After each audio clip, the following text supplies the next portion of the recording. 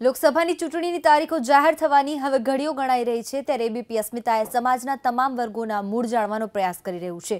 આ અંતર્ગત એબીપી અસ્મિતાએ વર્તમાન સરકારની કામગીરી કેવી રહી અને હવે પછીની કોની સરકાર ઈચ્છે છે તે અંગે કલોલના વેપારીઓનો મૂળ જાણ્યો।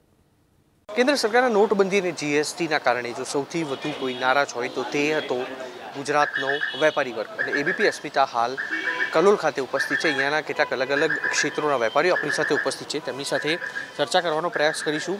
કેન્દ્ર સરકારની 5 વર્ષની કામગીરી અને સાથે તાજેતરમાં જે પુલવામામાં હુમલો થયો છે તેને લઈને સરકારે કેવા પ્રકારની કાર્યવાહી કરવી જોઈએ તેના પર આજે વેપારીઓ છે તેમની સાથે ચર્ચા કરવાનો પ્રયાસ કરીશું। સર, તમે શું કહેશો 5 વર્ષની સરકારની કામગીરીનું સરવૈયું અને છેલ્લે હમણાં જે પુલવામામાં હુમલો થયો સરકારે કેવા પ્રકારની કાર્યવાહીની જરૂર આપને લાગી રહી છે? જે સરકારે જે 4.5 વર્ષની કામગીરી કરી છે એ સારી કામગીરી કરી છે અને જે પુલવામા જે હુમલો થયો એના અમે પાકિસ્તાની પ્રેરિત જે આતંકવાદી હતા એના અમે સખત શબ્દોમાં વખોડીએ છીએ અને આપણા પીએમ નરેન્દ્રભાઈ મોદીને અમે વિનંતી કરીએ છીએ કે આનો એ બદલો લે। જે આપણા સૈનિકોએ 42 જે શહીદ થઈ ગયા એની સામે પાકિસ્તાન અમે બદલો લઈ લે। નોટબંધી અને જીએસટી આ સરકારે જે લાગુ પડી હતી એક જ શોર્ટ સમયમાં મતલબ ટૂંકા ગાળામાં લાગુ પાડી હતી, વેપારીઓ તે વખતે નારાજ જોવા મળી રહ્યા હતા, અત્યારે શું પરિસ્થિતિ છે? સૌ પ્રથમ નારાજ હતા પણ ધીમે ધીમે એમનો જે ફાયદો દેખાય છે આગળનો ભવિષ્યનો લઈને એના હિસાબે અત્યારે હાલ જીએસટીને એના વિશે હવે કોઈ વાદ વિવાદ છે નહીં। એ બાબત હવે બહુ દૂરની થઈ ગઈ છે અને સામે વિકાસના ઘણા બધા કામો સરકાર આપણી કરી રહી છે એટલે હવે જીએસટીનો કે વેટનો કોઈ પ્રશ્ન ઉપસ્થિત રહેતો નથી। સર, તમે શું કહેશો અત્યારે જે દેશના હાલાત છે, દેશની પરિસ્થિતિ છે, કેવી રીતે જવાબ ભારતે પાકિસ્તાનને આપવો જોઈએ જે હુમલો થયો તે બાદ?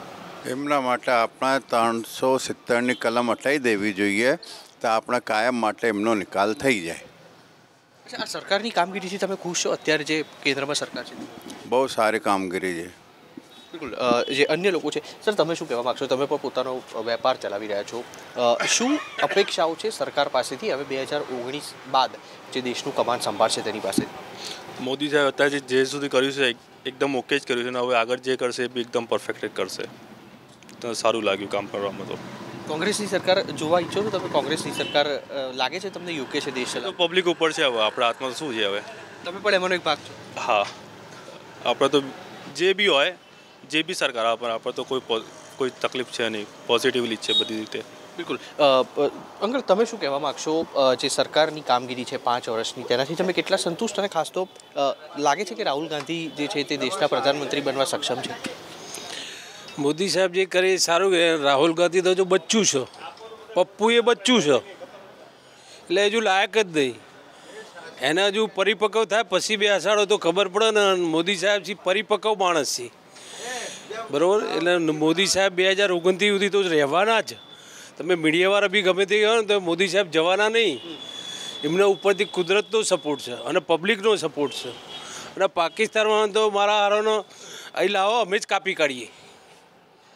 એક સવાલ તમને એ પણ પૂછવા માગું, કારણ કે ઉત્તર પ્રદેશની જે કમાન છે તે પ્રિયંકા ગાંધીને સોંપવામાં આવી છે, તો એ જે આખો મુકાબલો છે ભારે રસપ્રદ જોવા મળી રહ્યો છે અત્યારથી।